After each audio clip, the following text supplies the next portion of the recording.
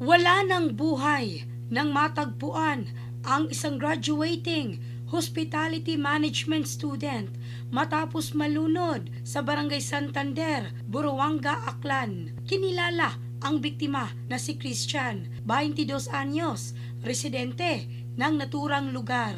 Ayon sa ulat, nagpaalam umano si Christian noong linggo, Setyembre 28, dakong alas 6 ng gabi na siya ay mag-spearfishing sa dagat. Kinabukasan, iniulat ng kanyang pamilya sa mga otoridad na hindi pa rin siya nakakauwi. Agad isinagawa ang search and rescue operation at pasado alas 9 ng umaga, natagpuan ang bangkay ng biktima. Bumuhos ang luha mula sa pamilya at kaanak nito. Inilarawan nila si Christian na isang responsableng anak at kuya.